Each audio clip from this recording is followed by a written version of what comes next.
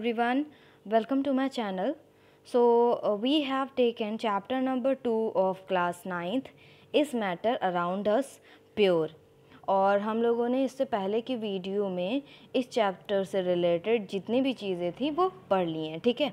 तो यहाँ पर इस वीडियो में हम देखने वाले हैं how can we obtain different gases from air. Okay, इससे पहले भी हम लोगों ने जो वीडियो देखी है उसमें हम लोगों ने क्या देखा है कि how can we separate the component from a mixture, ठीक है।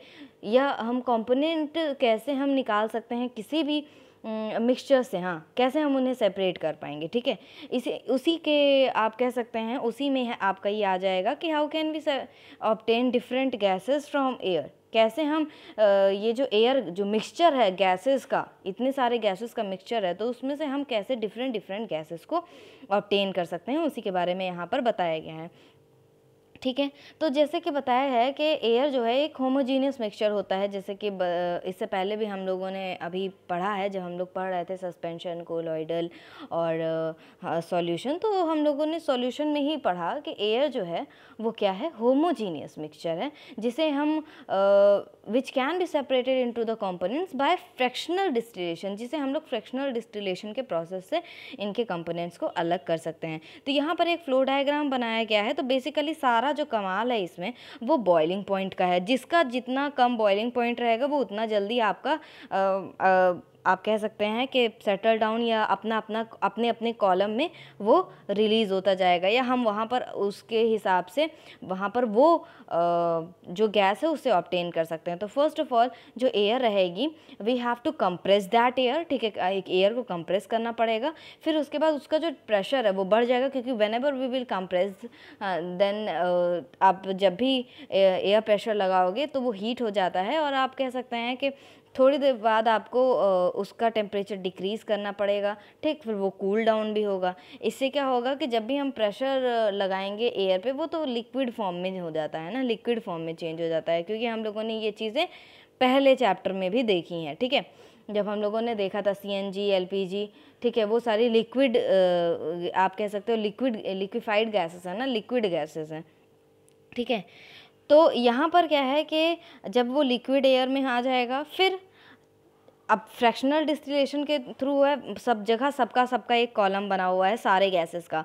मान लीजिए ये कॉलम है, ये इस कॉलम में ऑक्सीजन आ जाएगी, इस कॉलम में कार्बन आ जाएगी, इस कॉलम में जो आर्गन आ गया, इस कॉलम में नाइट्रोजन आ गया, जो भी, ठीक है। तो जिसका जैसा भी रहेगा बॉइलिंग पॉइंट, उस हिसाब से वो उस कॉलम में जा कर के आपकी जो गैसेस है वहाँ पे इकट्ठा हो जाएंगी। So it will be very easier for us to identify which gas is on that particular column, ठीक है। वो उस कॉलम में कौन सी जो गैस है वो प्रेजेंट है, ठीक है। क्योंकि सबके बॉइलिंग पॉइंट के हिसाब से अगर हम पहले से ही उस पर ऐड करके रखे रहेंगे कि हाँ इतने बॉइलिंग पॉइंट तक ये गैस यहाँ से रिलीज़ हो सकती है, तो फ्रैक्शनल डिस्टिलेशन में ये सारी चीज़ें होती हैं, ठीक है।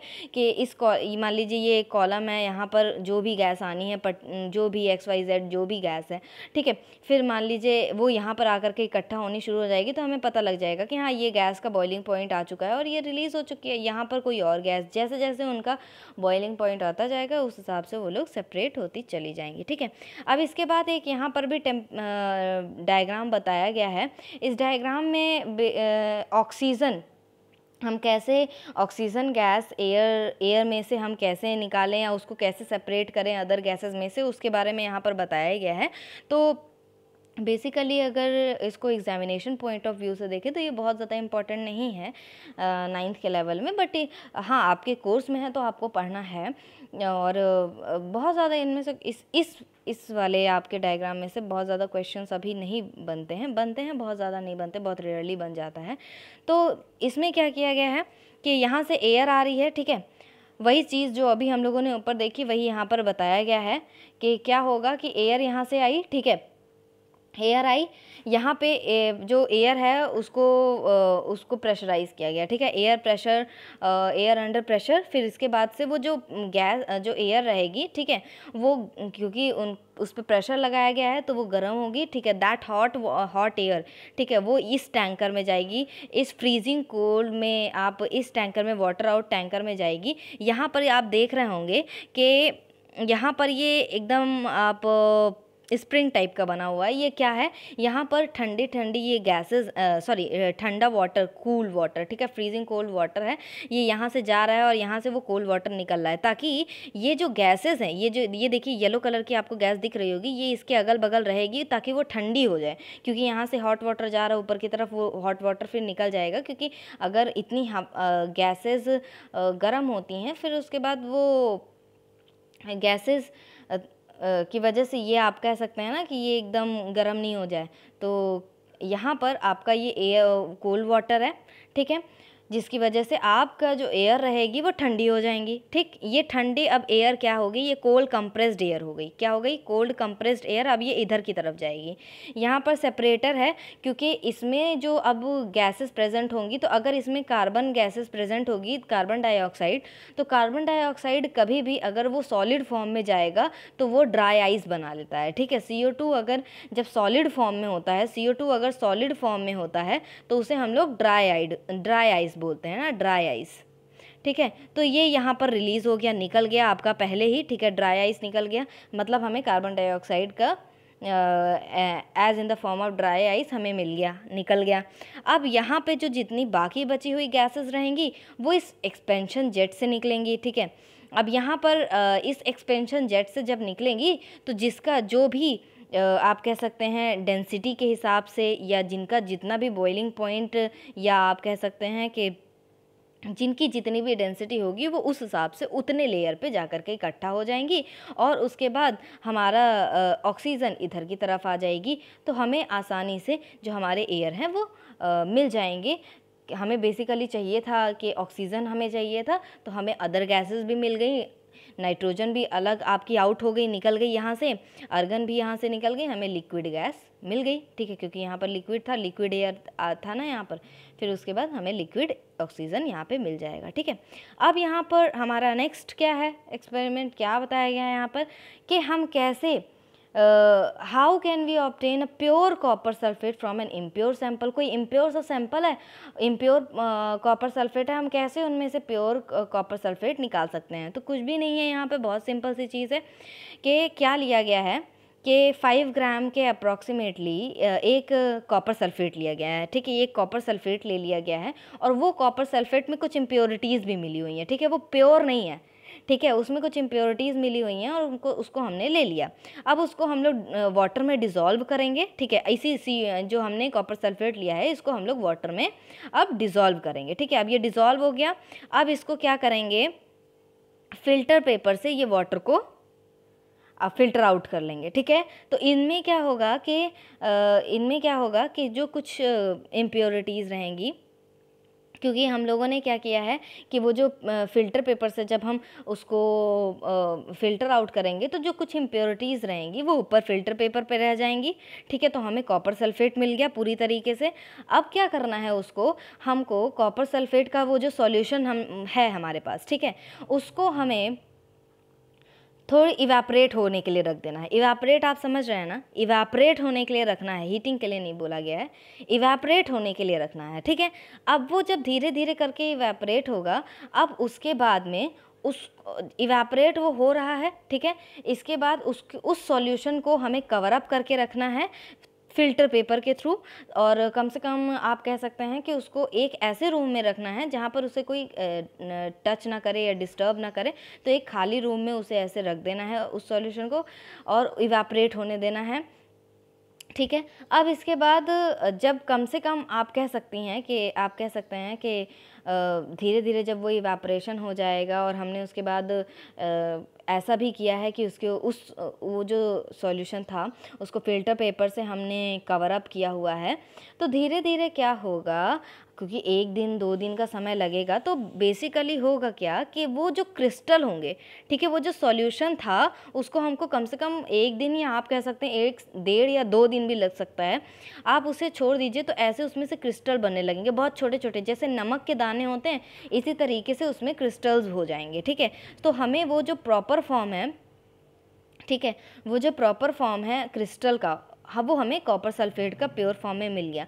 जो थोड़ा बहुत आपका इम्प्योरिटीज़ बची भी होंगी, तो यहाँ पर जो हमने फ़िल्टर पेपर रखा था वो उस पर जा कर के उस पर टच कर गई होंगी, जिसकी वजह से आपको प्योर कॉपर सल्फेट मिल जाएगा क्रिस्टलाइन फॉर्म में। ठीक है, क्रिस्टलाइन फॉर्म में हमें मिल जाएगा। तो ये जो क्रिस्टलाइन का मेथड है, ठीक है, ये जो क्रिस्टलाइन मेथड है, this is use to purify solid.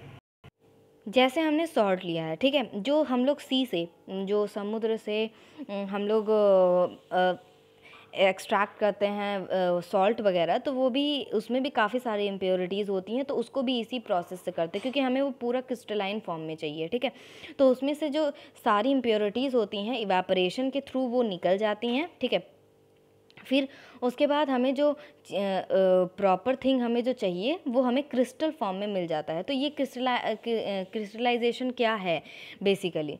ठीक है, तो crystallization is a process that separates pure solid in the form of its crystal from a solution. ठीक है, प्योर सॉलिड, जो प्योर सॉलिड है, in a form of its crystal from a solution. ठीक है, so that is called as crystallization. और crystallization technique जो है, it is better than simple evaporation technique. ये जो सिंपल इवेपोरेशन होता है उससे ये काफ़ी अच्छी टेक्निक है, इससे हमको और भी अच्छे से फॉर्म में, हमें क्रिस्टल फॉर्म में जो हमारा कंपोनेंट है वो मिल जाता है। ठीक है, जैसे कि इसमें बताया गया है कि अगर हम कुछ सॉलिड चीज़ें ले लेते हैं जो डिकम्पोज हो सकते हैं, तो कभी कभार हीटिंग करने पे वो, जैसे अगर हम हीट करते रहें तो जो शुगर है, शुगर के क्रिस्टल्स क्या होंगे, वो जलने लगते हैं। हमें वो पूरे क्रिस्टल फॉर्म में कभी नहीं मिलेंगे अगर हम उन्हें हीट करते रहेंगे। ठीक है, तो वो हीटिंग प्रोसेस एक अलग थिंग हो गया। ठीक है, इवेपोरेशन से थोड़ा आप कह सकते हो कि इवेपोरेशन प्रोसेस जो होता है बेसिकली थोड़ा सा लंबा प्रोसेस है, बट इससे हमें जो फॉर्म में चीज़ें चाहिए, कंपोनेंट जो हमें चाहिए, वो हमें उस फॉर्म में मिल जाता है। ठीक है, कुछ इम्प्योरिटीज़ जो रिमेन रह जाती हैं, ठीक है, सॉल्यूशन में वो रह जाती हैं फिल्ट्रेशन के बाद भी, तो वो इवेपोरेशन के साथ आप कह सकते हैं कि वो सॉलिड सब्सटेंस के साथ में जो इवेपोरेशन के साथ वो फिर उड़ जाती हैं। ठीक है, आप ये कह सकते हैं जो कुछ इम्प्योरिटीज़ हैं। ठीक है, so on evaporation this contaminate the solid. अब कुछ एप्लीकेशंस हैं कैसे कैसे इनको क्रिस्टलाइजेशन मेथड कहाँ पे बेसिकली यूज़ कर सकते हैं। तो purification of salt that we get from the sea water that I have told you right now, and after that separation of crystals of alum. ठीक है, ये जो एलम है, फिटकरी है, फ्रॉम इम्प्योर सैम्पल्स, तो ये भी आपका आ जाएगा। ये जो क्रिस्टल्स हैं एलम के, जो इम्प्योर सैम्पल से हम सेपरेट करते हैं, so that will also come under the crystallisation process. तो अब यहाँ पर ये चीज़ें बता दी गई हैं। अब इसके बाद भी बहुत सारी एडवांस टेक्निक भी यूज़ हो रही हैं, ताकि हम जो चीज़ें हैं, हम जो कंपोनेंट्स हैं, जो मिक्सचर है हमारा, उसमें से हम अपने कंपोनेंट को निकाल पाएँ, या हम प्योर फॉर्म ला पाएँ। ठीक है, या हमें प्योर कंपोनेंट मिल पाए किसी भी मिक्सचर से। ठीक है, तो उसके लिए बहुत सारी टेक्नोलॉजी का यूज़ किया जा रहा है, बहुत सारी सेपरेशन टेक्निक भी हैं। तो अब यहाँ पर हम लोग देखेंगे कि सिटीज़ वगैरह में, जो बड़े बड़े सिटीज़ हैं, वहाँ पर कैसे पानी जो है घरों तक पहुँचाया जाता है, किस तरीके से उसको फ़िल्टर किया जाता है, तब वो घरों तक पहुँचता है। ठीक है, तो वही सारे प्रोसेस के बारे में यहाँ पर बताया गया है। सो लेट्स सी कि जैसे ये रिजर्वॉयर का पानी है, ठीक है, ये रिजर्वॉयर है। ठीक है, अब ये वाटर, इसमें बहुत सारी इम्प्योरिटीज़ है, बहुत सारी इम्प्योरिटीज़। ठीक, अब क्या करेगा कि ये पहले सेडिमेंटेशन टैंक में जाएगा। ये सेडिमेंटेशन टैंक में जितने भी सॉलिड नीचे बैठ सकते हैं, मतलब सेडिमेंटेशन के थ्रू, मतलब सेटल डाउन हो सकते हैं, वो यहाँ पर अलग हो जाएंगे। ठीक, फिर इसके बाद में हम लोग इसमें लेकर के आएंगे उसको, इस टैंक में। ठीक है, इस टैंक में फिर वो जब ट्रांसफ़र होंगे, तो कुछ जो सस्पेंडेड इम्प्योरिटीज़ रहती हैं, जो सेडिमेंटेशन से नहीं जाती हैं, जो सस्पेंडेड हैं, वो डिस्ट्रीब्यूटेड रहती हैं पूरे वाटर में, तो फिर क्या होगा, फिर यहाँ पर वो थोड़ी बहुत जो सस्पेंडेड इम्प्योरिटीज़ है वो यहाँ पर हटाई जाएंगी। ठीक है, इस वाले लोडिंग टैंक में। फिर इसके बाद ये वाला जो फिल्ट्रेशन टैंक आएगा, इसमें बहुत ही फाइन तरीके से फिल्ट्रेशन किया जाएगा कि अगर वाटर में जो ग्रेवल्स होते हैं या कोर्स ग्रेवल्स होते हैं और या बहुत छोटे छोटे सैंड है जो सेडिमेंटेशन में भी नहीं बैठ पाए हैं, या आप कह सकते हो वाटर जब ट्रांसफ़र हो रहा था तब ये इधर आ गए, तो आप कह सकते हैं कि यहाँ पर उनको अलग किया जाता है और आपका वाटर फॉर्म ऊपर की तरफ एकदम मिल जाता है। अब इसके बाद भी हमें क्लोरीनेशन करना पड़ता है। क्लोरीनेशन से क्या किया जाता है कि जितने भी बैक्टीरियाज प्रेजेंट होंगे वाटर में वो आपको मिल जाते हैं। अगर आप लोगों ने बाय द वे कभी क्लोरीन वाटर पिया हो तो बहुत पहले के टाइम पे आई विल टेल यू कि पहले के टाइम पे जब इतनी बिस्लरी वगैरह का पानी आप कह सकते हैं या बहुत ही आरओ उस समय नहीं था, प्योरिट वगैरह नहीं थी, तो क्या किया जाता था कि लोग क्लोरीन की टैबलेट्स मिला देते थे और उसके बाद पानी फिर दे दिया जाता था लोगों को पीने के लिए। इवन अगर आप लोगों ने पहले के टाइम पे कभी अगर आप लोगों ने ट्रेन से सफ़र किया हो तो वहाँ पर स्टेशन पे क्लोरीन वाटर दिया जाता था, ठीक है। किसी को भी ऐसे नल से पानी भरने को नहीं मिलता था, और अगर नल का पानी अगर निकला भी है तो उसमें क्लोरीन की टैबलेट्स डाल दी जाती थी, ताकि जो लोग लंबे सफ़र तक जा रहे हैं या जो कहीं से आए हुए हैं वो जा रहे हैं तो बहुत सारे बैक्टीरियाज क्योंकि प्रेजेंट होते हैं वाटर में, तो वो उससे बीमार ना पड़ जाए, ठीक है। जो लोग पानी पी रहे हैं उससे बीमार ना पड़ जाए, तो बेसिकली बैक्टीरियाज को मारने के लिए क्लोरीन डाला जाता है, ठीक है। थोड़ा सा आपको बिटर टेस्ट भी इसका देखने को मिलेगा अगर किसी ने कभी क्लोरीन वाटर पिया हो तो, ठीक है। तो यहाँ पर क्लोरीनेशन किया जाता है ताकि बैक्टीरियाज को मारा जा सके। इसके बाद फिर घरों तक वो वाटर पहुंचाया जाता है। तो ये है पूरा system purification, water purification system कैसे आपका वर्क करता है। जब हमें वाटर का हमें भेजना रहता है अलग अलग घरों में, ठीक है। तो इस तरीके का मेथड यूज़ किया जाता है टू प्योरीफाई आवर वाटर, ठीक है। अब यहाँ पर कुछ फिज़िकल और केमिकल चेंजेस बताए गए हैं जो कि आप लोग इससे पहले भी आप लोगों ने पढ़ रखा होगा। तो इसमें क्या है कि फ़िज़िकल नेचर के बारे में बताया है, कुछ केमिकल नेचर के बारे में बताया है, ठीक है। तो फिज़िकल में क्या होता है कि फ़िज़िकल में हम बेसिकली क्या पढ़ते हैं कि कोई अगर मेटल है या कोई एक सब्सटेंस है, मेटल है या नॉन मेटल है या जो भी है, उसमें हम क्या क्या ऑब्ज़र्व करेंगे कि उसका कलर कैसा है, वो कितना हार्ड है, ठीक है, उसकी रिजिडिटी कितनी है, उसकी फ्लूइडिटी कितनी है, उसकी डेंसिटी कितनी है, उसका मेल्टिंग पॉइंट और बॉइलिंग पॉइंट, ये सारी चीज़ें हम फिज़िकल प्रॉपर्टीज़ में लाते हैं, ठीक है। और इसके साथ साथ हम लोग ये भी देखते हैं कि ये जो इंटर कन्वर्जन ऑफ स्टेट्स, जैसे कि हम लोगों ने पानी ही लिया है लेकिन पानी को सॉलिड में भी चेंज कर सकते हैं, मतलब आइस के फॉर्म में, और गैसियस फॉर्म में भी हो जाता है, और लिक्विड फॉर्म में तो वो रहता ही है।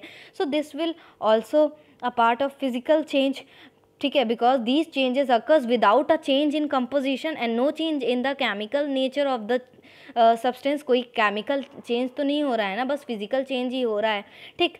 तो इसी तरीके से आपका कह सकते हैं केमिकल चेंजेस में क्या होता है कि मान लीजिए केमिकल चेंज में क्या किया जाता है कि ये आपने कुछ ऐसा किया है या आपने कुछ ऐसा रिएक्शन या कुछ भी ऐसा चेंज हो रहा है कि जिसमें वो जो केमिकल कैरेक्टरिस्टिक हैं, ठीक है, वो आपके डिफरेंट हो जा रहे हैं। जैसे अगर हम लोग बात करें वाटर की और कुकिंग ऑयल की, हैं तो दोनों लिक्विड ही, लेकिन दोनों के कैरेक्टरिस्टिक डिफरेंट है और टेस्ट भी डिफरेंट है और स्मेल भी अगर आप कहिए तो डिफरेंट ही है, ठीक है। अगर आप कुकिंग का लेंगे तो कुकिंग ऑयल को लेते हैं तो अलग अलग कुकिंग ऑयल्स भी आते हैं और उनके ऑर्डर भी, उनके स्मेल भी और आप कह सकते हैं उनका टेस्ट भी डिफरेंट होता है, ठीक। तो अगर आप उसे बर्न करेंगे, ठीक है, तो सबके अलग, अगर आप देखिए उसी जगह पर अगर हम वाटर को लें तो वो आग को बुझाने में काम आता है, लेकिन ऑयल को ले लें तो वो उससे आग और लग सकती है। तो देखिए उनकी केमिकल प्रॉपर्टीज़ में पूरी के तरीके से डिफरेंट है, ठीक है। तो it is the chemical property of oil that makes it different from water, ठीक है। Burning is a chemical change, जो बर्निंग होता है वो केमिकल चेंज है, क्योंकि during one process reacts with another undergo change in the chemical composition. मान लीजिए कि हमने कोई एक केमिकल लिया है और दूसरे केमिकल से हम उसे हीट कर रहे हैं या वो उससे रिएक्ट कर रहा है, तो हमें कोई तीसरा सब्सटेंस मिल रहा है, ठीक है, हमें कोई तीसरा सब्सटेंस मिल रहा है, so that will be called as chemical change. मान लीजिए हमने हाइड्रोजन लिया है, ठीक है, H2 लिया है और यहाँ पर O2 लिया है, ठीक है, और हम इसको अगर हम इसका रिएक्शन करवा रहे हैं तो हम, या आप, सिंपल सी बात है कि इसके अगर आप इसे बाइफरकेट करोगे तो हमें H2 या H + O2 मिलता है, ठीक है। लेकिन जब हम इसका, ये हमारे तो रिएक्टेंट्स हो गए, अब जब हमें इसका प्रोडक्ट मिलेगा तो वो H2O मिलेगा। तो ये गैस थी, हमें मिल क्या रहा है, वाटर मिल रहा है, तो अलग एकदम कंपोनेंट मिल रहा है, so that will be called as the chemical composition, ठीक है। तो chemical change bring under in a chemical properties of a matter and new substance हमें देखने को मिलता है। कोई न्यू केमिकल जब चेंज होगा तो हमें कोई न्यू सब्सटेंस देखने को मिलेगा। अब जैसे क्या किया जाए, अगर आपने एक कैंडल ले ली, मोमबत्ती ले ली है, ठीक है, मोमबत्ती लेंगे और अगर आप उसे जला देंगे, ठीक है, तो आप देखेंगे कि जब उसे आप बर्न करेंगे तो उसमें से CO2 गैस निकलेगी। So that will be called as the chemical reaction because you are getting something new, ठीक है, you are getting something new. लेकिन इसी जगह पर इसी हम कैंडल को पिघला करके किसी ऐसे शेप में कर दें, सो that will come under the physical change, क्योंकि इसमें कोई नया सब्सटेंस तो बना ही नहीं, बस इसकी शेप में चेंज आया। जैसे कैंडल्स वगैरह की अलग अलग शेप होती हैं, तो आप कह सकते हैं ना कि इसकी अलग अलग शेप हुई, ठीक है। चेंजेस तो तब आएगा हमें जब कोई नया सब्सटेंस मिलेगा, हमें कैंडल का कैंडल ही रहा ये, ठीक है, नया सब्सटेंस तो हमें मिला नहीं, ठीक है। So that will be the difference between physical and chemical changes. Physical में आपका जो सब्सटेंस है वो वही रहता है, कोई ज़्यादा चेंजेस देखने को नहीं मिलते हैं, चेंजेस नहीं होते हैं, लेकिन जो हमारा केमिकल होता है उनमें हमें कोई नया सब्सटेंस देखने को मिलता है, ठीक है। तो अब यहाँ पर टाइप्स ऑफ प्योर सब्सटेंसेस के बारे में बताया गया है, जो कि हम लोगों ने पहले ही शुरुआत में ही पढ़ लिया है, हम लोगों ने पढ़ लिया है, लेकिन उसको और डिटेल्ड फॉर्म में हम यहाँ पर पढ़ने वाले हैं बेसिकली, ठीक है। तो एलिमेंट्स के बारे में यहाँ पर बताया गया है, कंपाउंड्स के बारे में बताया गया है। तो पहले एलिमेंट्स के बारे में देख लेते हैं, बहुत ज़्यादा नहीं है, ठीक है, कि रॉबर्ट बॉयल, ठीक है, Robert Boyle was the first scientist to use the term element in 1661, ठीक है, इंपॉर्टेंट है। 1661 में रॉबर्ट बॉयल ने ये जो वर्ड है, टर्म है, इसको यूज़ किया था, एलिमेंट, ठीक है। फिर एंटोइन लॉरेंट लेवोइज़, आप कह सकते हैं, नहीं, 1743 to 1794, a French chemist was the first to establish an experimental useful definition of an element। उन्होंने experimental useful definition दी थी। तो उन्होंने बताया था कि क्या definition दी थी उन्होंने, ठीक है, एंटोइन ने क्या definition दी, उन्होंने बताया कि जो एलिमेंट होते हैं वो क्या होते हैं। एलिमेंट एक बेसिक फॉर्म है मैटर का, जिसे हम लोग और सब्सटेंस में या सिंपलर सब्सटेंसेस में केमिकल रिएक्शन के थ्रू भी हम उन्हें ब्रेक डाउन नहीं कर सकते। इसका मतलब है हम उन्हें और फर्दर डिस्ट्रॉय या फर्दर डिवाइड नहीं कर सकते, ठीक है। एलिमेंट्स वो हैं, ठीक है, मैटर का ऐसा आप कह सकते हैं बेसिक फॉर्म है वो, that can not be broken down into simpler substances by chemical reaction, ठीक है। तो बेसिकली एलिमेंट्स को नॉर्मली तीन पार्ट्स में डिवाइड किया गया है, elements, metals, non metals and metalloids, ठीक है। तो मेटल्स में क्या क्या प्रॉपर्टीज़ होती हैं बेसिकली, कि लस्टर होता है, मतलब शाइन, और सिल्वर, ग्रे, गोल्डन, येलो, इस तरह के कलर के वो पाए जाते हैं, ठीक है। वो अगर हम उनमें से इलेक्ट्रिसिटी पास करेंगे, हीट पास करेंगे, so they will conduct heat and electricity, ठीक है। और वो डक्टाइल होते हैं, मतलब कि उन्हें बहुत ही पतले वायर्स में अगर हम उन्हें मतलब कि बीट करके अगर बहुत पतले पतले वायर्स बनाना चाहें तो हम बना सकते हैं। जैसे आप कॉपर, इसका एग्जांपल ले सकते हो, कॉपर की वायर आप लोगों ने देखी होगी। फिर दे आर मेलिएबल, मतलब कि अगर हम उन्हें हैमर से मारेंगे तो हमें बहुत पतली पतली शीट्स देखने को मिलेगी, ठीक। They are sonorous, it means कि जब हम उन्हें ठोकेंगे, मान लीजिए कि ये कोई मेटल है, इस पर अगर हम हैमर से ठोकते हैं तो हिट करेंगे तो इसमें से बहुत हमें साउंड देखने को मिलेगा, मतलब साउंड सुनाई देगा, साउंड प्रोड्यूस होगा इसमें से। तो इसके एग्जांपल्स हैं silver, gold, copper, iron, sodium, potassium. और एक एक्सेप्शन है जो मरकरी है आपका। मरकरी इज़ अ मेटल, लेकिन ये रूम टेम्परेचर में लिक्विड स्टेट में रहता है, ठीक है, that is liquid at room temperature. ये एक्सेप्शन है आपका, इसको आपको एकदम अच्छे से याद करके रखना पड़ेगा, ठीक है, क्योंकि this is a exception. Okay फिर इसके बारे में नॉन मेटल के बारे में प्रॉपर्टीज़ बताई गई हैं कि नॉन मेटल में क्या है कि बहुत अलग अलग वैरायटी के कलर हमें देखने को मिलते हैं, बहुत डिफरेंट डिफरेंट कलर्स देखने को मिलेंगे हमें, ठीक है। इनमें अगर हम हीट या इलेक्ट्रिसिटी हम पास कराएं so they are poor conductors of heat and electricity, they are not lustrous मतलब शाइन नहीं होगी, सोनोरस नहीं होंगे, और अगर हम लोग इनको हैमर के थ्रू बीट करते हैं सो आप कह सकते हो तो ये टूट सकते हैं, ठीक है। और इनमें से सोनोरस आपको साउंड भी नहीं मिलेगा, ठीक है, जब हम उन्हें हिट करेंगे। ओके तो नॉन मेटल्स में आपका आ जाता है hydrogen, oxygen, iodine, carbon, bromine, chlorine.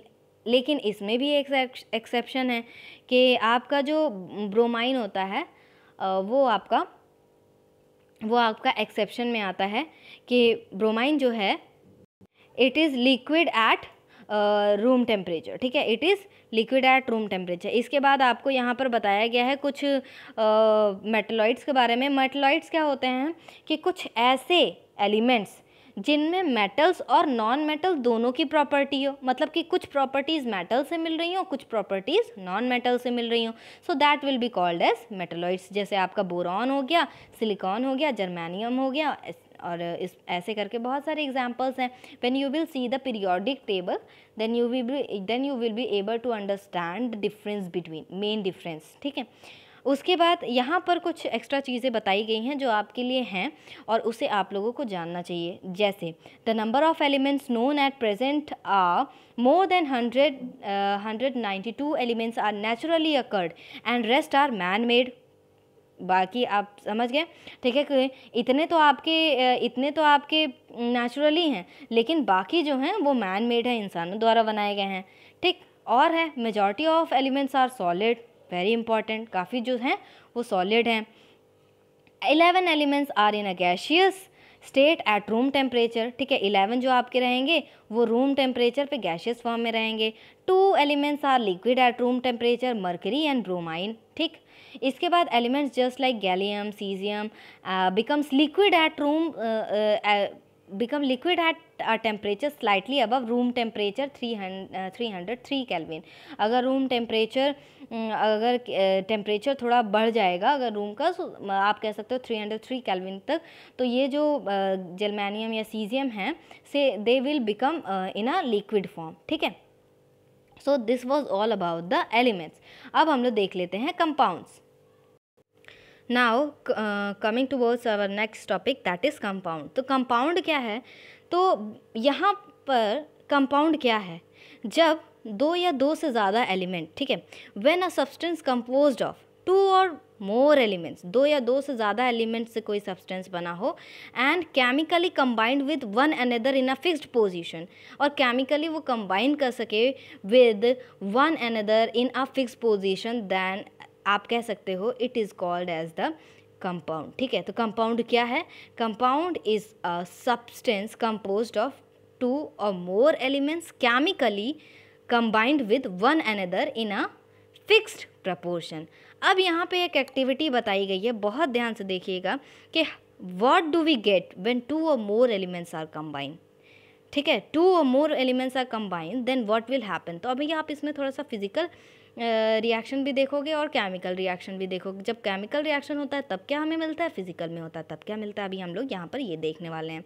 तो क्या किया गया है, ठीक है, बताया गया है कि हमें यहाँ पर तो क्लासेस से के थ्रू कराया, क्लास में कैसे कराना है वैसे बताया गया है। आई विल टेल यू कि इस एक्टिविटी में बेसिकली क्या बताया गया है कि 5 ग्राम ऑफ हमें आयरन फिलिंग लेनी है और 3 ग्राम ऑफ सल्फ़र पाउडर लेना है चाइना डिश में, ठीक है, अलग अलग हैं अभी ये, ठीक है। तो क्वांटिटी का ध्यान रखना है, 5 gram of iron filling and 3 gram of sulphur powder, ठीक है।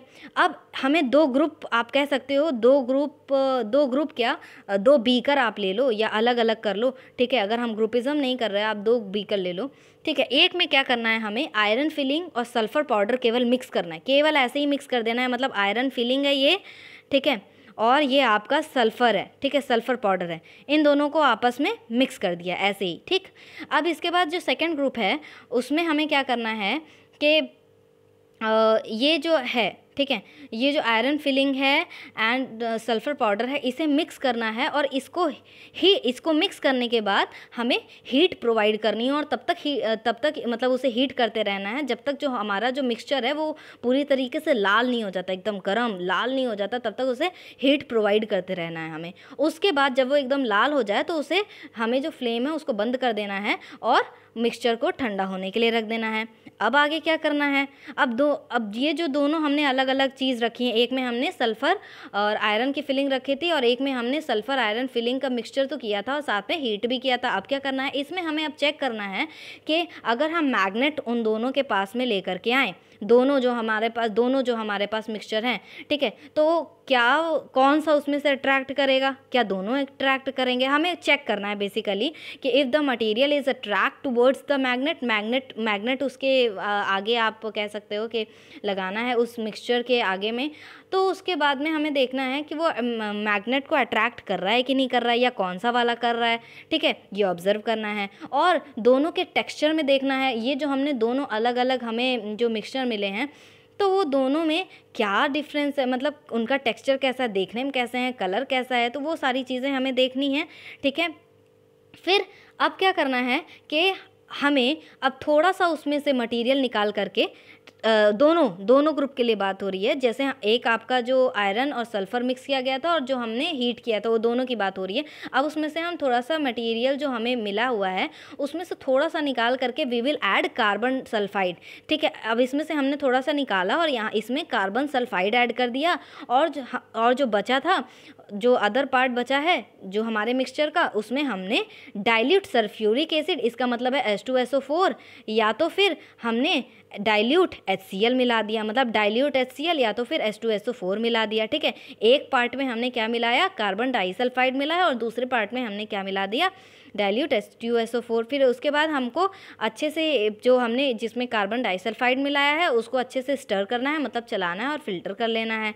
ऐसे ही सेकंड में आपको करना है, मतलब सेकंड में आपको जो मिला है उसमें आपको सिंपल से केवल ऐड करना है सल्फ्यूरिक एसिड को चाहे हाइड्रोक्लोरिक एसिड को, ठीक है, दूसरे पार्ट में, ठीक है। फिर इसके बाद ये सारी चीज़ें वैसे लैब में ही होती हैं under the instructions of the teacher only, ठीक है। तो इस चीज़ का भी ध्यान रखना है कि इसे घर पे नहीं करना है और इसको टीचर के सुपरविज़न में ही करना है, ओके।